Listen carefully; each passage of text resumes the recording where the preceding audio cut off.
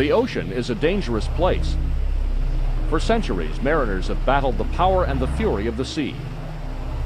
But despite our best efforts, the sea continues to claim lives and wreck ships.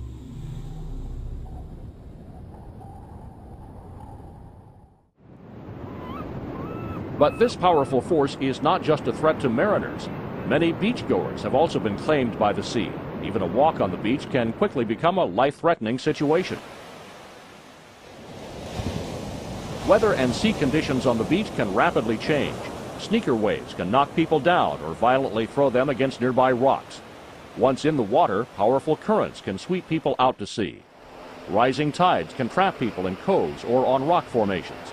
And survivors in baskets halfway up, baskets below the aircraft.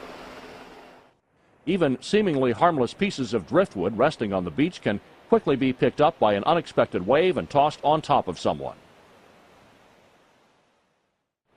Spend a few moments now to learn how to stay safe on the beach. Probably the greatest threat on the beach are dangerous rip currents that can sweep people out to sea. Every year, emergency responders rescue more than 16,000 people caught in rip currents. Believe it or not, in an average year, rip currents kill more people than tornadoes, hurricanes, and lightning strikes combined. Ocean Shores Police Sergeant Paul Luck explains. A majority of the emergencies that we respond to involve the rip currents or rip tides. What happens is the waves come in and then all this water comes in, it has to go back out somewhere. What it ends up doing is funneling into kind of a channel going back out. Now people are playing in the surf or hanging around out there. They wander into one of these currents that's going out, the rip currents, and it pulls them out. And we have to go in after them.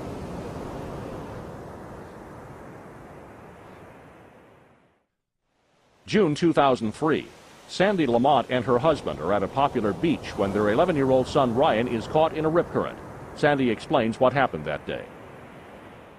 I was at the sink washing some stuff for dinner, and the kids came bursting in the door, and they said, Mom, Daddy's went in after Ryan. Ryan was stuck, and now nobody can find Daddy. And I just, what? And I couldn't believe it, so I rushed out the door, and as soon as I got outside, I heard the helicopters. And I saw the crowd of people because we weren't that far from the beach, and I knew. So I started running as fast as I can. By the time I got out there, some rescue people were out in the water, and I could see 2 people floating out there. And I could tell that one of them was Larry because of his blue trunks and stuff.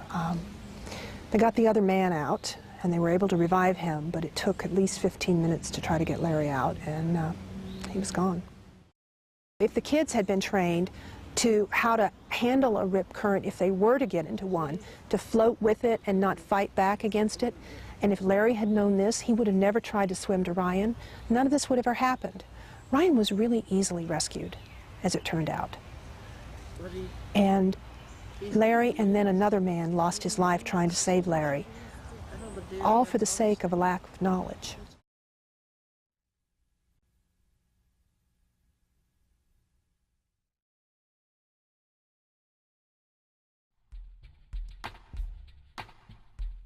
Here's what to do if you're caught in a rip current. First, remain calm. Don't try to fight the current. That's the worst thing you can do. When you feel the current weaken, swim parallel to the shore and then back to the beach at an angle.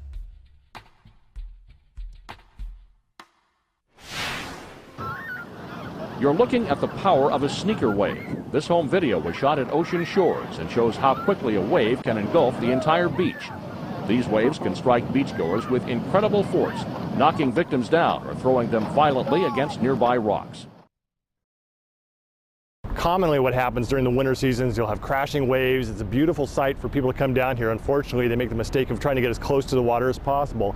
As they get close to it, they get knocked down by the water and you actually get swept out into the surf sometimes.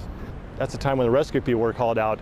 And unfortunately, a simple little day in the afternoon, sun, walking on the beach turns into a tragic incident.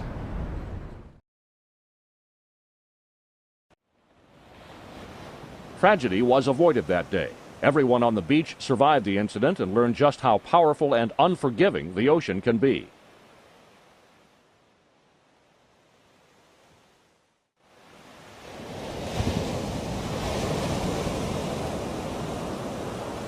These waves can become even more deadly when they carry or pick up driftwood or logs. Driftwood resting on the beach or floating in the water may look harmless, but when these logs are picked up by the surf, they can easily be tossed on people walking on the beach. It's no joke, logs can kill.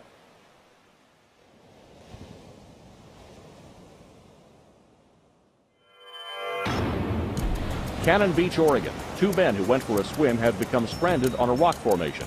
They can't make it back to shore due to strong currents and pounding 55-degree waters. As night falls and the air temperature drops, hypothermia will quickly set in. Beach rescue personnel are on shore, but have determined that a rescue attempt would be far too dangerous. The men were trapped by a rising tide.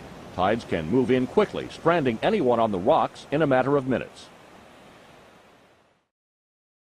On the Washington, Oregon coast, tides can rise very quickly, trapping people on rocks or in hidden coves. Once they're there, they can be swept off these rocks by large waves and pulled out to sea in the strong currents in the frigid water. The situation at Cannon Beach has become grave. One of the two men is now unconscious. The second man is growing very weak.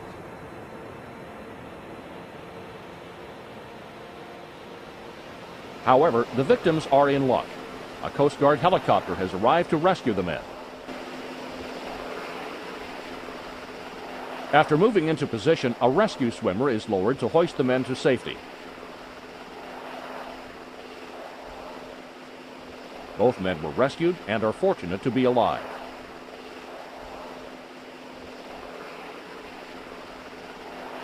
The unconscious victim was taken to the hospital and had an extremely low core temperature due to the cold water. If he had remained much longer on the rocks, he most likely would not have survived. It's important not to get a false sense of security. As you walk out on top of a rock, for example, it's important to understand that that tide can come in just as you turn your back almost. Before visiting the shore, we recommend you consult tide tables, usually available at local hotels or at Coast Guard stations. Along with rock formations, climbing on cliffs and jetties is also very dangerous. These structures are often very unstable due to years of erosion and wet conditions.